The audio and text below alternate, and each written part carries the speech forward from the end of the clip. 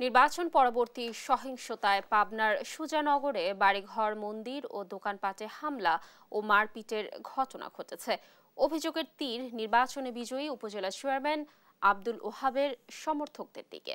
এতে আহত হয়েছেন মুক্তিযোদ্ধা সহ আরও 10 জন। পাবনা প্রতিনিধি এস এ আসাদের পাঠানো তথ্য ছবিতে শরীফুল ইসলামের প্রতিবেদন।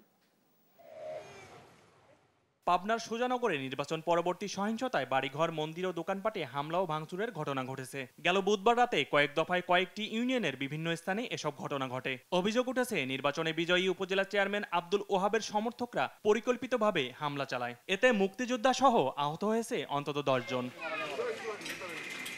ভুক্তভোগীরা জানান, গত 8 মে অনুষ্ঠিত নির্বাচনে সুজানগর উপজেলা চেয়ারম্যান পদে উপজেলা আওয়ামী লীগ সভাপতি আব্দুল ওহাব বিজয়ী হন। তার প্রতিদ্বন্দ্বী ছিলেন উপজেলা আওয়ামী লীগের সাধারণ সম্পাদক শাহিনুজ্জামান শাহিন। তীব্র প্রতিদ্বন্দ্বিতাপূর্ণ ভোটে শাহিন পরাজিত হলে ফলাফল ঘোষণার পর থেকেই লাঠিসোঁটা ও দেশীয় অস্ত্র নিয়ে উপজেলার মানিকহাট, সাগরকান্দি ও সাতবাড়িয়া সহ কয়েকটি ইউনিয়নে প্রায় অর্ধশত বাড়ি ও দোকানে ভাঙচুর চালায় আব্দুল ওহাবের সমর্থকরা। আমার বাচ্চারা সবাই পালাইছে নিজের জানের নিরাপত্তার জন্য। আমরা মেয়ে মানুষ ছিলাম, মেয়ে মানুষ ঘরের ভিতর কুপাইছে, গুলি করছে। সবার একখান করে অস্ত্রপাতি দিয়ে হামলা করাইছে, বাড়ি ঘর কুপাইছে, লুটপাট করেছে, মহিলা মানুষের গায়ে লাগালে পারছে। গুরুতর আহত হয়ে উপজেলা স্বাস্থ্য কমপ্লেক্স ও পাবনা জেনারেল হাসপাতালে ভর্তি হন আহমদপুর দক্ষিণচর গ্রামের মুক্তিযোদ্ধা আব্দুল মতিন খান, আলম, রানী বেগম সহ বেশ কয়েকজন। হামলার প্রতিবাদ জানিয়ে জড়িতদের শাস্তির দাবি জানিয়েছেন শাহিনুজ্জামান শাহিন। নির্বাচনের শেষ হতে না হতেই এতে শতাধিক বাড়িঘর লুটপাট এবং আমরা নিজেরাও নিরাপত্তাহীনতায় রয়েছি।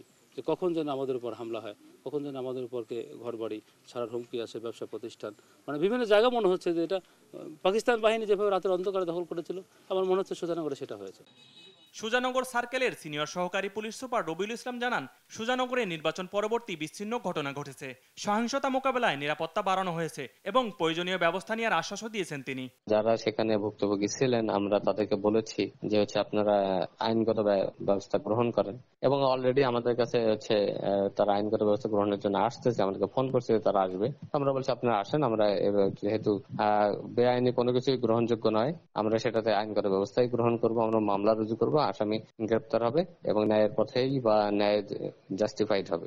নিউজ ডেস্ক, দেশ টিভি।